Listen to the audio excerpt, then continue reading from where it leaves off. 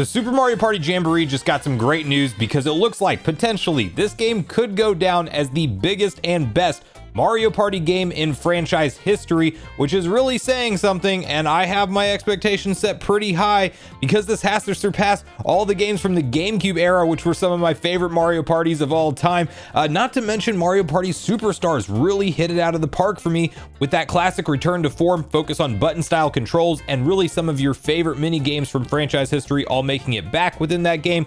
Well, there's been a lot of previews going live recently for Super Mario Party Jamboree, and it seems like this game delivers on all fronts. If you like motion controls in mini games, it's got that. If you like more traditional button style, it's got plenty of those as well. Some returning classics, but also a ton of brand new ones that seem to be very fun. And when you talk about the overall feature set and content that this game has to offer, bigger, bolder, and better than ever are Nintendo's claims, and the general consensus online from people who have previewed this thing, it seems to be living up to the hype. So in today's video, I want to highlight and talk about some of the new features we've learned about this game recently from both the detailed overview trailer that Nintendo released about a week ago at this point, and more importantly, what all of these new previews that have just recently went live for publications that got to go hands-on with this game behind the scenes, what they are saying about it, and where you should be setting your expectations on whether or not Super Mario Party Jamboree might be worth it as a day one pickup for your Nintendo Switch collection. So we'll get on the same page with all of that. Before we do, make sure you like, subscribe, and turn on your bell notification to join Sunbro Nation if you're new here.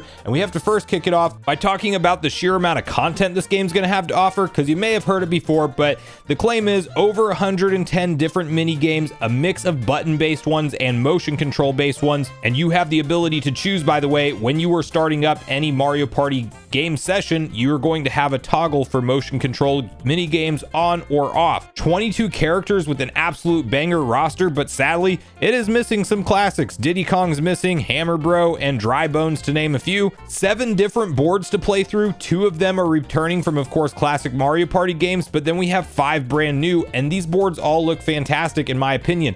The visual quality of the game, if you just look at what's been presented so far, it's visually the most stunning Mario Party. They're definitely squeezing all of the possible power out of the current family of Switch systems that we have today, and performance of the game running at a smooth 60 frames per second is actually something that's been praised during these previews that we're going to deep dive, not a point of contention or something that you should be worried about walking into this game. So that's always nice to hear. And then some pretty unique differences within this game, like the Jamboree Buddy is definitely a mechanic that's going to stick out. If you played Super Mario Party, you might remember Allies, and it's claimed to not be too different than that, but essentially you win a special mini game on a board to win a Jamboree Buddy. Once they are paired up with you, they have all types of perks, such as copying your opponent's item, launching you all the way across the board to a different side. Different Jamboree Buddies have different abilities, and also when paired up, they receive coins when you do. They have the ability to buy stars like you do at the same time in the same transaction, which is a huge deal if you know anything about how important stars are in progressing in a Mario Party game and winning.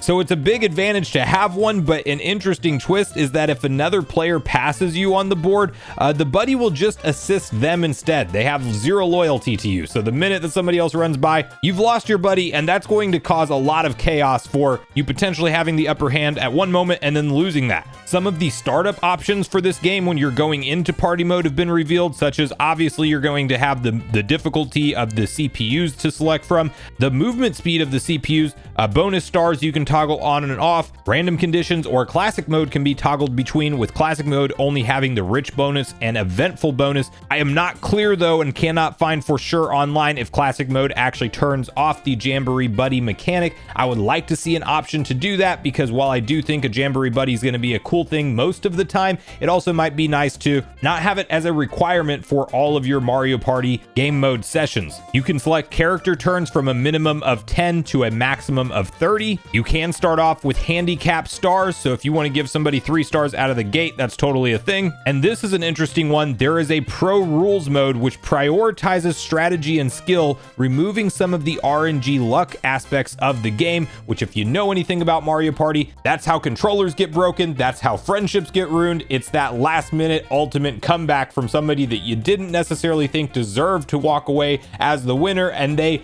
came through at the last minute with the event spaces and the bonus stars and things that they won at the end. Or maybe they took you out last minute towards the end of the game and swapped stars at a battle space or things like that. The Pro Rules mode sounds like it will probably a lot more come down to just who won the most mini games and who utilized their items and places within the board the best. While I am historically not the biggest fan of motion controls in Mario Party games, this one seems to really be fleshed out with a lot of different optional modes you can hop into, because they actually have 3 different motion control focus modes, one of which is called Rhythm Kitchen, where with up to 4 players in co-op, you're trying to line up your slices just right in a food-based setting. Toad's Item Factory is 2 to 4 player co-op mode, where you're going to tilt the Joy-Cons and essentially control different factory pieces to navigate the ball through the course correctly. And Paratroopa Flight School, where in 1 to 2 player co-op or versus head-to-head, you're making the flat motion to fly through the sky with a pair of wings. But these, in addition to all of the online modes like Koopathlon and Bowser Kaboom Squad that we've already talked about, like, there's going to be a lot of different modes to hop into and check out, and that's obviously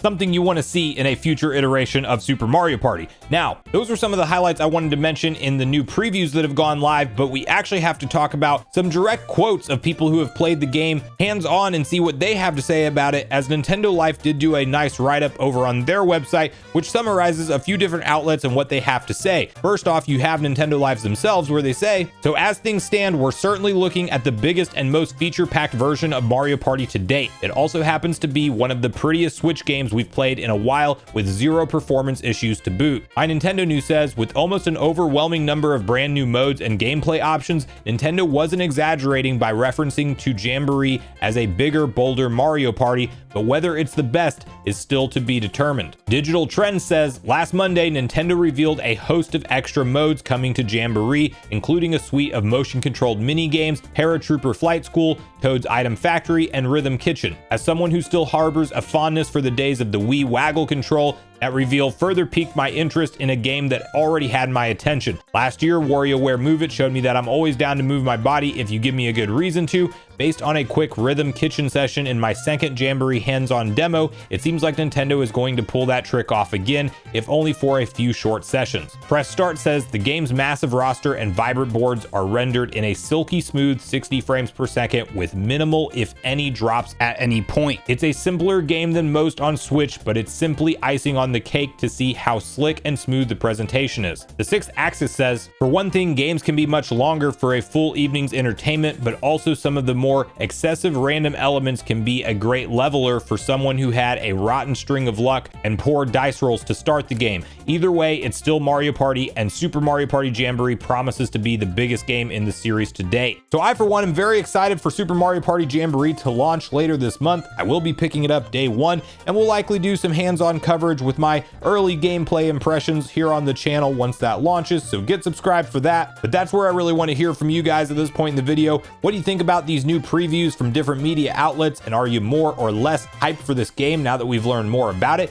Do you think that it stands to be potentially the biggest and best Mario Party game in franchise history, or do you think there's just too many classics for Nintendo to possibly pull that off? And what, if any, new modes and gameplay options that have been outlined are you most excited to hop into yourself hands-on? And will you be picking this game up day one yourself on October 17th, or will you maybe eye it, see how reviews come out, and possibly wait for a sale down the line? So make sure you share all your thoughts and feelings in the comments down below before you leave, regardless if we agree or disagree. Also, make sure you like, subscribe, turn on your notification bell. And with that, I've been Sunbro, you've been Nation. Thanks so much for watching, and I'll see you guys in the next video.